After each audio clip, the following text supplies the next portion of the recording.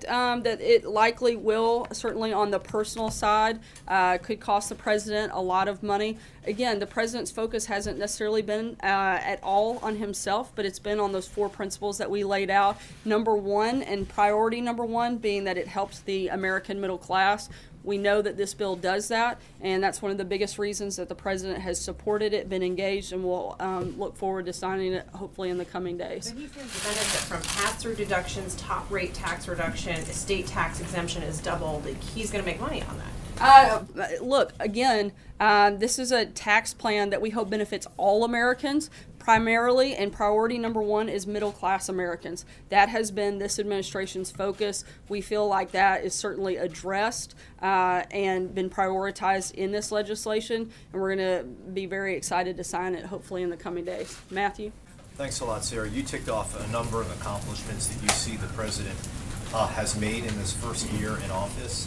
Why are his approval ratings mired in the mid to upper 30s despite those accomplishments? I think oftentimes because while the president and this administration has been very focused on how we can better help the American people, I think oftentimes the media is focused on other things, certainly not talking about the growing economy, certainly not talking about the crushing of ISIS, not talking about the creation of jobs. If you look at the amount of time that is spent on negative coverage of this president, 90% of the coverage is negative about this president when, as you just said, I listed off a number of things that have been pretty historic in nature in this first year. And if people were focused a lot more on those things in the media, I think that his numbers would be a lot higher. We anticipate that they're going to go up as more and more of these things continue to happen, and particularly as more and more people start to feel the impact of the booming economy, the tax cuts that will take place later tonight and go into effect in the first part of February. I think those are all things that are going to help boom our numbers. Taxes, but because of the top you mentioned, forgotten men and women, I wanted to ask about Puerto Rico. It's been more than 3 months since the hurricane hit. Would the president still give himself right now a 10 out of 10 for the federal government's response? Look, the federal government has continued to be engaged. In fact, the Secretary of Homeland Security and the Secretary of HUD are in Puerto Rico today, further engaging in this process, continuing to be partners with the leadership on the ground in Puerto Rico at the state and local level.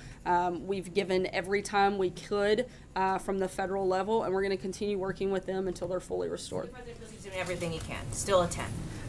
We still firmly believe, and I believe you can refer back to the comments that the governor has made previously, that every time they've asked, the federal government has delivered. We want to continue to be partners with them with this and make sure that we rebuild, and that's what we're doing, and that's why the president has sent 2 members of his cabinet directly to deal with that and be on the ground in Puerto Rico to further assess and see what other necessary actions we have that we can take. This situation, Sarah, you're getting a lot of questions about what will benefit the president, what won't benefit the president. I get that he doesn't want to release his taxes. That would obviously put all of these questions to rest. So can you just elucidate why for 2016 the president can release his taxes? Why won't he do that and put all of these questions away, back up what you're saying, prove that what you're saying is correct? That's the way to do it. As we've said many times before, the president's taxes are still under audit. And until that is completed, then we wouldn't move forward on putting his taxes out. I'm asking the why part of it, Sarah, and I don't mean to belabor it, but I understand that the president wants to wait until after the audit. I don't think I'm it's that asking complicated. why. As long as they're under audit, he's not going to release his taxes. His taxes are under audit, so he's not going to release those taxes. John? These questions direct, Thank he doesn't you, worry about Sarah. that. I think we've addressed this a number of times. I'm not sure why answering it another time will make the answer any different. John? Sarah, the new national security strategy specifically calls out Russia for using subversive tactics to interfere with the affairs of other countries. Why didn't the president use that kind of aggressive language in his speech yesterday? Look, the president has weighed in on Russia and his feelings on that a number of times. The policy and the strategy put forth in that very detailed paper was that of the president, and it reflects his views. And he's didn't read every single page of it word for word. I'm sure you're all thankful for that, because we certainly could have. Maybe that I should do that for the next briefing. But look, the president's been clear what his position is. We've been tough on Russia. We've put sanctions on Russia. We've imported energy and impacted them in a big way. The president has not been soft in this process. He chose to focus on different things in the speech, but those things were included in the national security strategy because they're important and they're part of the administration's viewpoint. Major? To follow up on a couple of questions, were you saying that this particular judicial nominee who's withdrawn after this viral video of his inept performance at the confirmation hearing didn't properly go through your preparation and vetting process? No, I didn't say that. I said that we have been focused on pushing forward good candidates. We've put forward over 60 nominees. We've had 3 individuals that have had to withdraw. That individual was one of them. And we are focused on making sure we fill that position with somebody that would... Based on your process, you thought he was prepared? We, again, are looking always for the best and brightest, and when we felt like that wasn't necessarily the right person for that position, he has withdrawn his nomination. We haven't continued to go forward.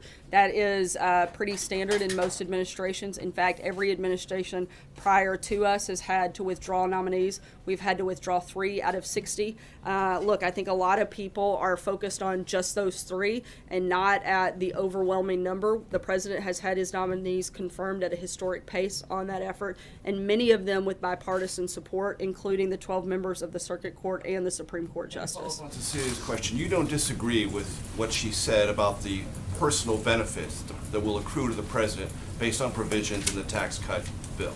I said that we expect they will benefit him personally. Look, I said that in some ways, particularly on the personal side, the president will likely take a big hit, but on the business side, he could benefit. But the biggest focus for this White House has been to make sure all Americans are better off today after this tax package passes than they were beforehand. We really focused on invigorating the middle class and making sure they got more of their hard-earned money, and we think that that'll happen in this package. No. Sarah, you said the focus is on the middle class. Why was one of the last provisions put in lowering the top bracket, and did the president support that, and why did he, if he did not support it, why did he not insist that that not be added at the end?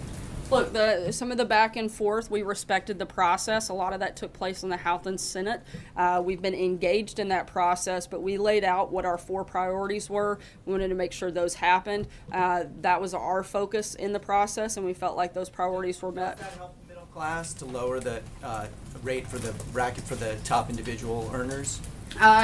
Some economists think that it does, and I'd be happy to refer you to some of them that it would give you a very deep dive and get into a very wonky conversation on it. A lot of people think that that does impact and can help the middle class, and be happy to set you up with those folks later. Peter? Sarah, what do you say to the millions of Americans who could and likely will end up paying more because the individual mandate is repealed in this tax plan?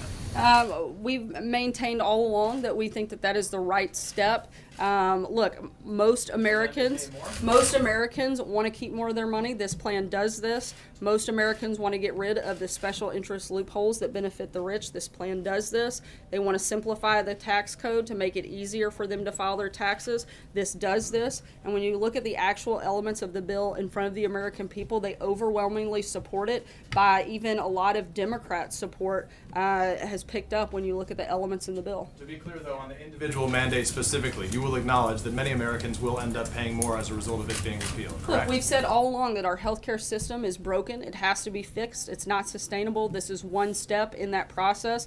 We're going to continuing moving forward and looking at the best ways to improve our healthcare system, and we anticipate that being a big part of our focus next year. To be clear, so for the time being, they'll have to swallow paying more until that resolution comes. I don't think that's necessarily the case, and we, again, are committed to fixing the system as a whole and not just looking at one element of it, and this is certainly a big step in the right direction and something that has to happen because the system that we're in right now is simply unsustainable. Last question, Jim. Yeah, the president did say that this tax cut bill would cost him a fortune. That was false, right? No, because on the personal side, this actually could impact the president in a large way. And How would balance out corporate versus personal if he's going to come out I'm ahead? not sure if he's done a side by side, but I know that there are a number of provisions that would negatively impact the president personally. And so we contend that those comments are still very consistent. However, like I've said, our focus has been on the middle class, and that is what we think is delivered in this tax package, and we very much look forward to seeing it pass